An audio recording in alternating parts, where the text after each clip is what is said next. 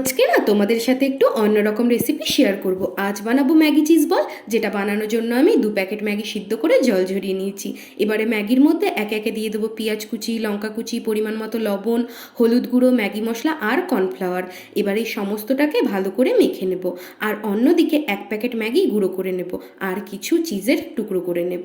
তারপর মেখে রাখা ম্যাগির মধ্যে চিজ দিয়ে বল বানিয়ে নেব আর গুঁড়ো করা ম্যাগির মধ্যে বলগুলো দিয়ে দেব। আমাকে একজন বোন কমেন্ট করেছে, বাহ দারুণ, থ্যাংক ইউ বোন আমাকে কমেন্ট করার জন্য। আর একজন দাদাভাই আমাকে অনেক ভালোবাসা পাঠিয়েছে, তোমাকেও আমার তরফ থেকে অনেক ভালোবাসা দাদাভাই। তো দেখো, সব বলগুলো রেডি হয়ে গেলে কড়াতে বেশ কিছুটা তেল দিয়ে বলগুলো লাল লাল করে ভেজে নেব। তো রেডি হয়ে গেল আমাদের বাড়িতেই ম্যাগি চিজ বল। আমি না তোমাদেরকে একটা ভেঙেও দেখিয়ে দিলাম, চিজটা কি দারুণ মেল্ট হয়েছে। যদি আমার ভিডিওগুলো তোমাদের ভালো লেগে থাকে তাহলে প্লিজ একটা লাইক কমেন্ট করে দিও। তো আজকের মতো তোমাদের সবাইকে টাটা।